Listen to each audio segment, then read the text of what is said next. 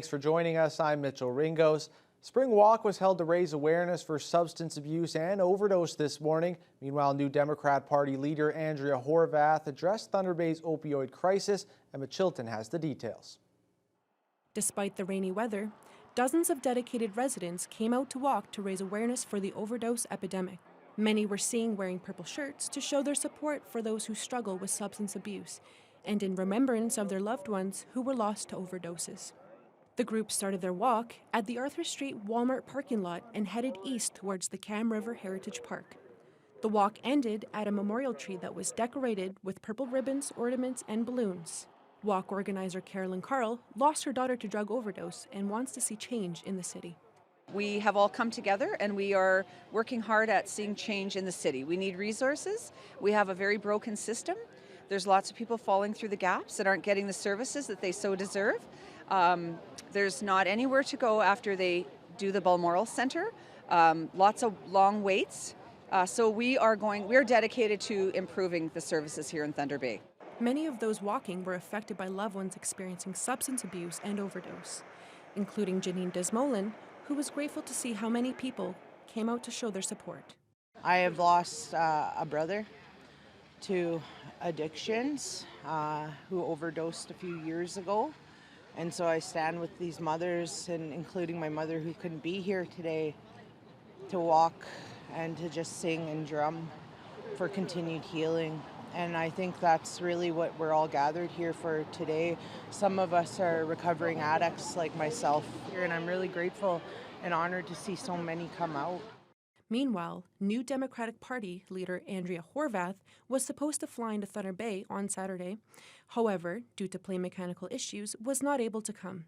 Instead, she held a virtual press conference where she addressed the long-standing and growing opioid crisis in the city.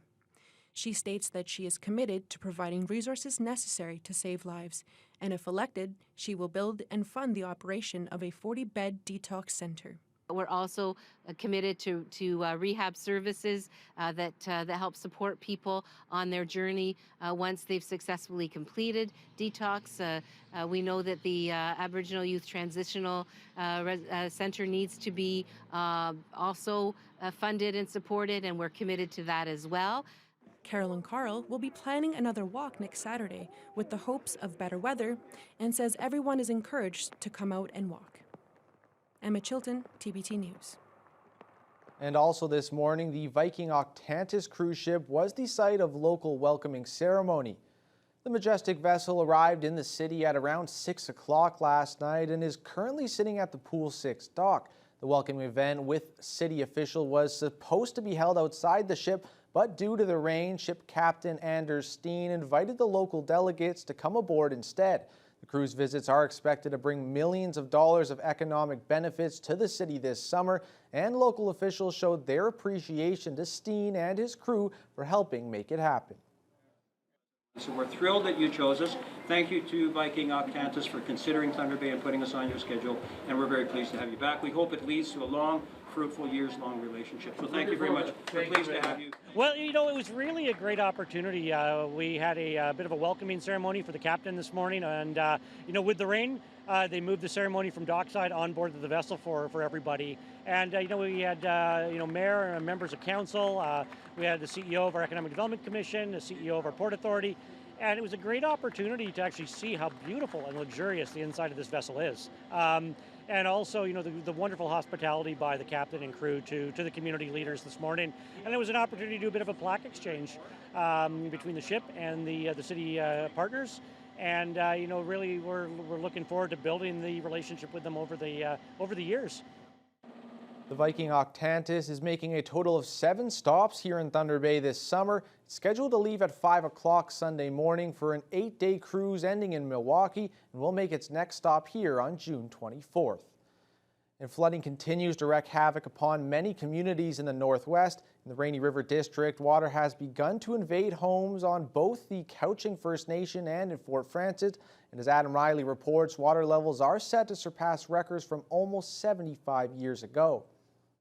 Northern Wilderness Outfitters owner Vic Davis Jr. says he knew it was coming and only had 2 words to describe the situation. A slow torture. The water's just been coming up, you know, 2 inches a day, inch a day. And He says the company attempted to hold the line by purchasing $3,000 worth of gravel to act as a berm, but that only gave them a week of protection before being overwhelmed.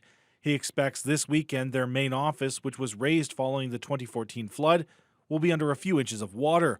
As well, there is a concern a west wind could cause waves to damage more of the property. As a result, Davis Jr. says they are closing for a month, forcing paying clients to return mid-trip, which couldn't have come at a worse time following a 31-month shutdown. tourism's been devastated by the pandemic, of course, and now Mother Nature's thrown this at us. So here we are again. We thought we were looking forward to a good season and getting things going again, and here we are underwater. Like, I'm walking around in hip waders just to get to the office and back. He also has a warning for anyone considering boating or taking a float plane out on the water. You can see docks floating around. So yeah, that's another reason. It's for planes and boats out there. You got to watch where you are on the water because there's a lot of debris out there. Down the road, residents of Couchiching First Nation are sandbagging their homes, and the town of Fort Frances remains on edge. Mayor June Call says water levels have overtaken the 2014 flood levels and are on track to surpass the 1950 flood.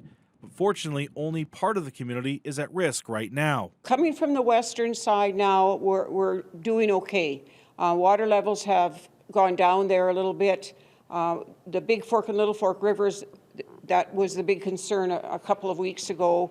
They've reached their max. So that side's kind of calmed down a little bit, but it's the water coming in from the east right now that's the dangerous water. Call says she is concerned about the Esox Dam upstream, which is expected to overflow soon, and while she hasn't considered calling in support from the federal government in the form of the armed forces, she is asking residents to help fill sandbags at the public works yard when they can. However, despite the concern, there are others who are taking advantage of the high water levels and hoping they bring some unique opportunities. I like to fish, yeah. I'm retired and I like to fish, yeah.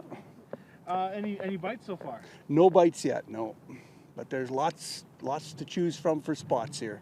Water levels continue to rise at a rate of 1 to 2 inches per day, which has now prompted town officials to begin sandbagging along Front Street here in Fort Frances in an effort to protect both infrastructure and residential properties. And with rain forecasted in the future, it could be the first of many lines of defense in this battle against the water. Adam Riley, TBT News. The Indigenous Food Circle held a panel discussion this week to raise awareness of their concerns about a proposed nuclear waste repository earmarked for the Ignace area. The site selection process still hasn't been finalized, but a location in the Ravel Lake area between Ignace and Dryden is one of 2 potential sites for storing millions of bundles of used nuclear fuel. The idea does not sit well with some people who live directly downstream from the proposed site in Dryden, Kenora, and a number of Treaty 3 communities. They fear the radioactive waste could contaminate the drinking water they rely on. This week's gathering of the Indigenous Food Circle in Thunder Bay centered on digging deeper into the issues of consent revolving around the storage of nuclear waste. One of the session's guest speakers, PhD student Riley Yesno, believes discussions such as this are needed to amplify the voice of smaller communities. I am at least a firm believer that battles are fought by small groups of really headstrong individuals. And so these groups are great for giving people spaces to co-conspire together, but also to help bring new people into the fold, to help disseminate some of that work that's on always a small group of people's shoulders, I find. And so, yeah, these are all part of a larger cause and really essential to that. And a video of the discussion is available on the Indigenous Food Circle's Facebook page. And while hard skills like math and literacy might dominate the high school curriculum, a group of local students got to spend some time this week honing their soft skills in a workshop offered at Lakehead University. 50 kilometers away, that's not even that. The grade 11 and 12 students, who are all in the Business Specialist High Skills Major program at Westgate Collegiate and Vocational Institute, spent the day at LU learning about problem solving and public speaking. The workshop was run by third-year commerce student Brandon Reefus, president of the Lakehead and Cantus Club. These type of workshops are super important because the students will see in the real life how it can be used. So we had examples. We had a retired OPP officer come in and say how he used the soft skills in his line of work. Lakehead's Encantus Club is the local chapter of an international organization that promotes business and entrepreneurship among post-secondary students. We're now joined by sports anchor Kurt Black. It's always a good time when we get to talk about hockey, but especially a good time when it's Team Canada. Yeah, absolutely. It was semifinals at the World Hockey Championships this afternoon. Canada trying to get to their second straight gold medal game, but they'd have to go through Czechia, and David Pasternak will have those highlights right after the break.